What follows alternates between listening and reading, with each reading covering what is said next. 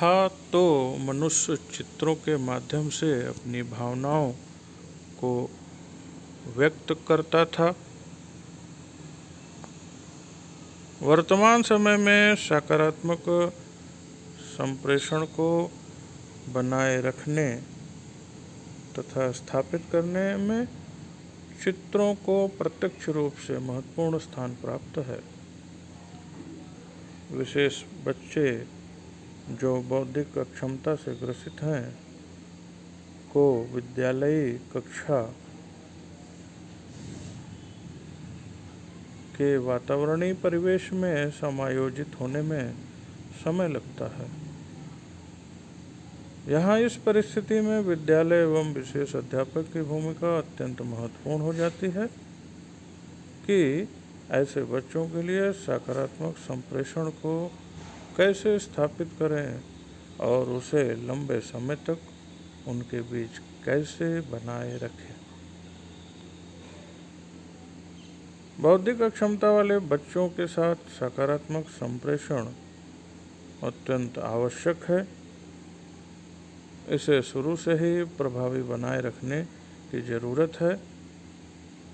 जिन शिक्षण तकनीकों की सहायता से इन्हें शिक्षण तथा कौशलों में प्रशिक्षण दिया जाता है उसे इतना सरल एवं आसान बनाएं कि इनका ध्यान हमेशा आप द्वारा कही बातों पर व सिखाए गए कौशलों पर ही केंद्रित रहे, अर्थात ये आपकी कक्षा में हमेशा तत्पर व तटस्थ रहें। इनकी जिज्ञासा व लगन बनी रहे। इसके लिए हम अपने संप्रेषण के माध्यम से अपनी बातों को इनसे इतने प्यार से कहें व बार बार उच्चारण कर समझाएं कि ये ध्यान देना शुरू कर दें।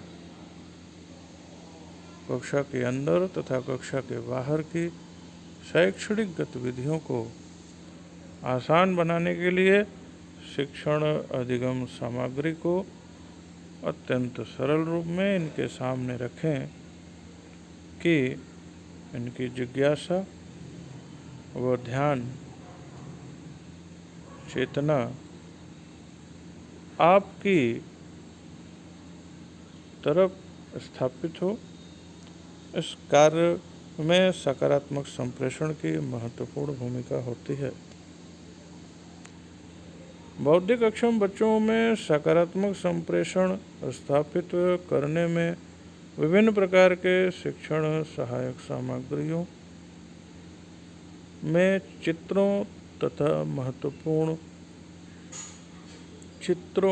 का महत्वपूर्ण स्थान है। बेहतर संप्रेषण एवं बच्चों की अभिव्यक्ति मिलती रहे, इसके लिए ज़रूरी है कि सभी तरह के तकनीक व शैक्षणिक माध्यमों पर विशेष ध्यान दें, जिससे सकारात्मक संप्रेषण दीर्घकालीन बना रहे। आए सकारात्मक वातावरणीय संप्रेषण की परिभाषा को देखिए। परिभाषा डेफिनेशन। संप्रेषण एक ऐसी प्रणाली है जो लोगों को एक दूसरे के करीब ले आती है। हमारे दैनिक जीवन में सकारात्मक संप्रेषण की उतनी ही आवश्यकता होती है जितना कि भोजन, नींद एवं कपड़े की, जैसा कि आपको इस यूनिट के शुरू में ही बताया गया था। कभी कभी संप्रेषण से बहिष्कार समाज से बहिष्कृत होने जैसा प्रतीत होता है।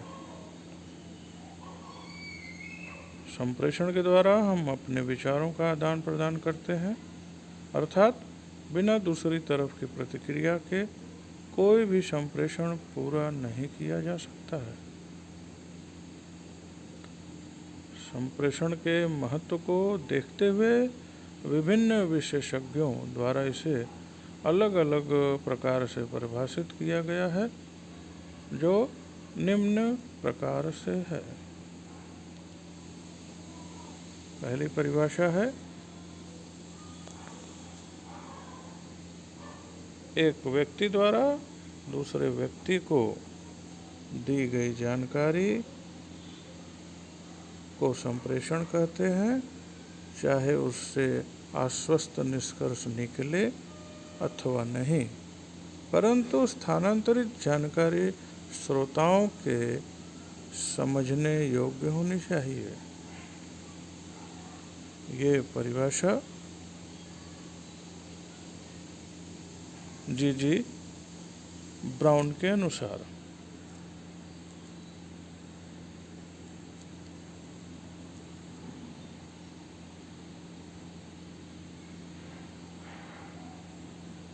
दूसरी परिभाषा फ्रेड जी मेयर के अनुसार संप्रेषण शब्दों, अक्षरों अथवा संदेशों के द्वारा किया गया संपर्क है। तीसरी परिभाषा, संप्रेषण एक प्रक्रिया है जिसके द्वारा एक स्रोत से ग्राह्यता को जानकारी प्रदान की जाती है। रोजर्स एवं शूमेकर के कथन के अनुसार अगली चौथी परिभाषा हेराल्ड डी लॉस के अनुसार एक संप्रेषण की क्रिया को सुविधाजनक तरीके से वर्णन किया जा सकता है कि किसने किससे किस तरह किस प्रभाव से प्रश्नों का उत्तर दिया। हेराल्ड डी लॉस के अनुसार ये चौथी परिभाषा। अगली परिभाषा पांचवी डेनिस मैकुलस के अनुसार रैखिक संदर्भ में एक व्यक्ति द्वारा दूसरे व्यक्ति को दिए गए अर्थपूर्ण संदेश को मानव संप्रेषण कहते हैं।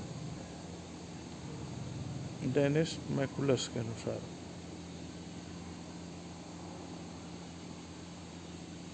एक व्यक्ति द्वारा दी गई सूचनाओं को दूसरा व्यक्ति ग्रहण करे और उसके उपरांत ग्रहण की गई सूचना का अर्थपूर्ण जवाब दे तो इसे अर्थपूर्ण सकारात्मक संप्रेषण कहा जाता है।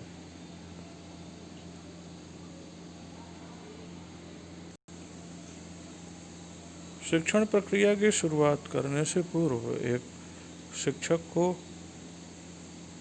कक्षा को चाहिए कि वह शिक्षणोत्तर व्यवस्था को सकारात्मक व सुव्यवस्थित ढंग से स्थापित करते हुए कक्षा की शुरुआत करे और ध्यान रखे कि जो शिक्षण का धारा प्रवाह शुरुआत में है वही अंत तक बना रहे। बच्चों को शिक्षण प्रदान करते समय बच्चों से जरूरत के अनुसार वातावरणीय सकारात्मक संप्रेषण स्थापित करें और प्रत्येक बच्चे के शिक्षण की ज़रूरतें, उसमें आने वाली समस्याएं एवं उसमें आने वाली सभी मुश्किलों को हल करने का सुगम एवं सरल मार्ग अपनाएं और यह ध्यान रखें कि कक्षा में समस्त बच्चों की भागीदारी सुनिश्चित हो या होनी चाहिए। कक्षा के सभी बच्चों को शिक्षण का मूल्य समझाते हुए यह बताएं कि शिक्षण मूल्य क्या है व इसका महत्व एवं उपयोगिता के बारे में समझाएं। शिक्षण के कई मूल्य हैं, जैसे बौद्धिक मूल्य। पहला है बौद्धिक मूल्य, दूसरा है व्यवहारिक मूल्य, तीसरा है सांस्कृतिक मूल्य, चौथा है नैतिक मूल्य, पांचवा है सौंदर्य मूल्य।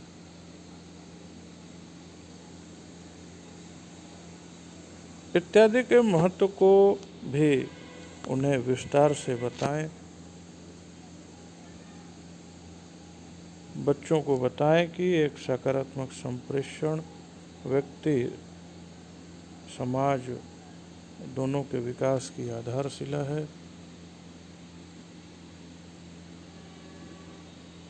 प्रभावशाली सकारात्मक संप्रेषण जिसके द्वारा हम अच्छे व्यक्ति के व्यक्तित्व का विकास कर सकते हैं। हमारा अच्छा सकारात्मक संप्रेषण ही हमारे लिए अच्छे व्यक्तित्व को आगे बढ़ाने के लिए प्रेरित करता है। सकारात्मक संप्रेषण के लाभ। पहला लाभ, सकारात्मक संप्रेषण से हमारा अन्य लोगों के साथ एक अंतरंग मधुर संबंध विकसित होता है। दूसरा, सकारात्मक संप्रेषण से हम दूसरों के विचारों को आसानी से जानकर ही बेहतर संबंध स्थापित कर सकते हैं। नेक्स्ट, तीसरा, सकारात्मक संप्रेषण ही हमारे मस्तिष्क को संतुष्टि प्रदान करता है। नेक्स्ट, चौथा, सकारात्मक संप्रेषण भाषा, भाव, अभिव्यक्ति एवं विचार विनिमय का साधन है।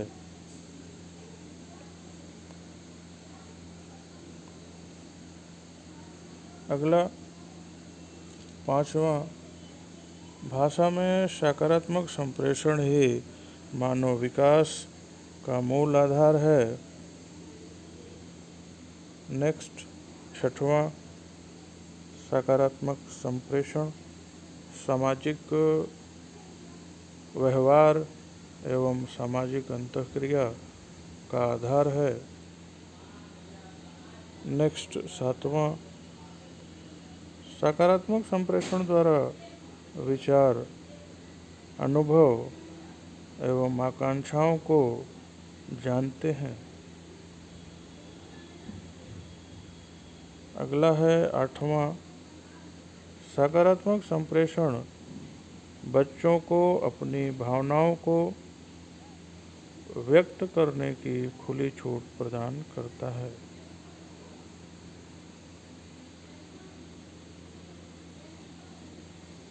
नेक्स्ट है नौवां,